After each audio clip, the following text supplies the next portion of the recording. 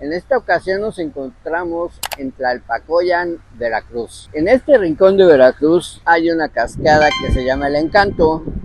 Iremos a través de este cañón en una balsa para encontrarnos con ella.